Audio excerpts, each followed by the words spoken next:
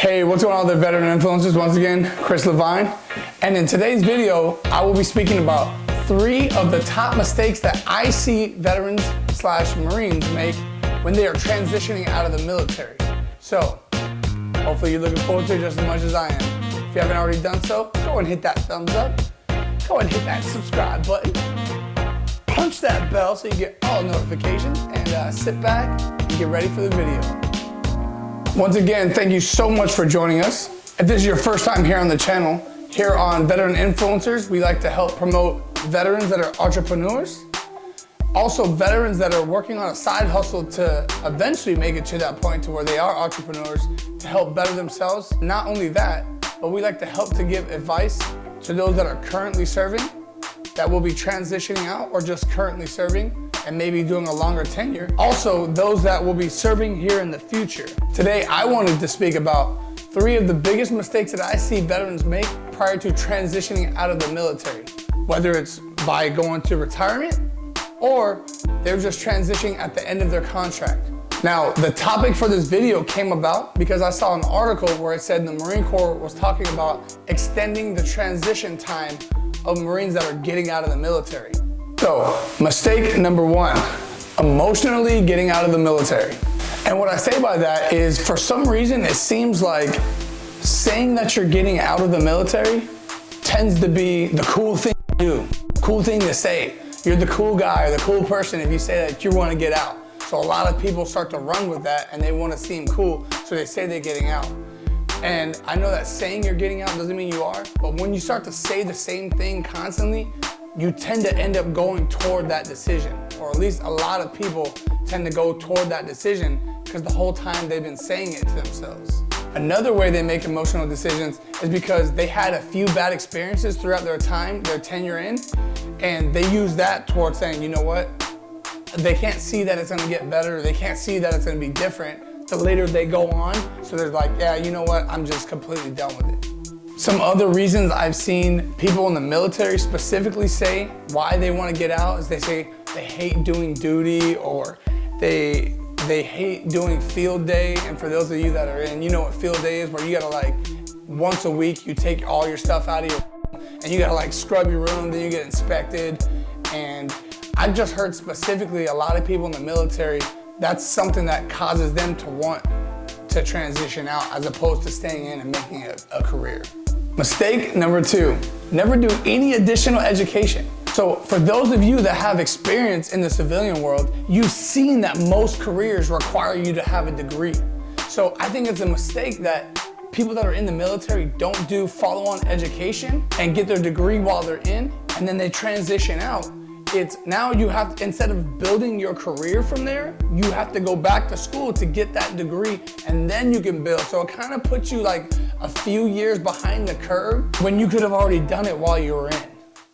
Mistake number 3, you don't get your medical issues documented while you're in the military. So you wait until you get out to try to go to the VA for your claims and so on and so forth. But from what I hear, it's a lot easier to do your appointments while you're still in, prior to you transitioning out.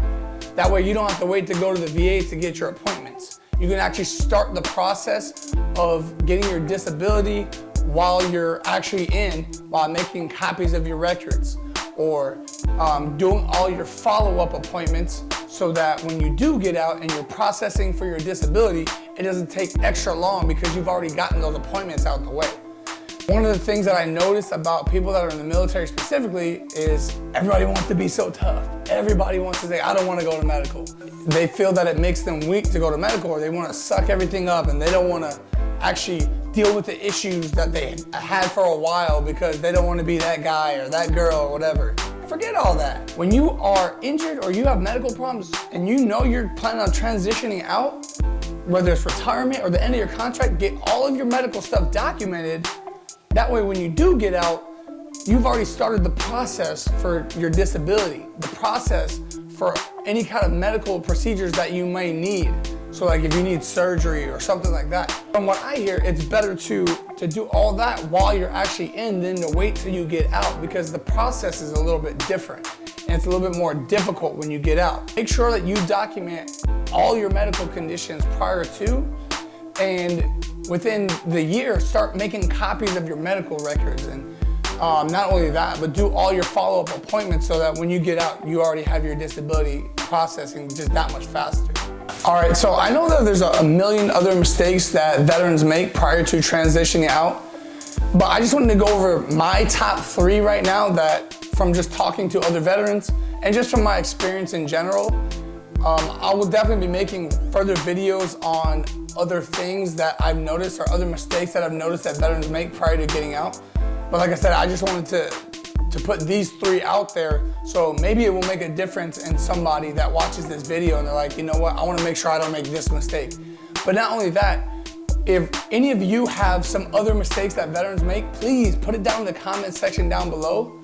I answer every single comment, and not only that, but that might help the spark to give me an idea for another video that's gonna eventually help other veterans out later on down the line. Like I said, whether it's the ones that are previously serving or for future veterans that are going to be serving in the future. So thank you guys so much. I'm going to definitely try to make videos a little bit more consistent. If you notice that like I said in the last video, I changed and I'm rebranding everything.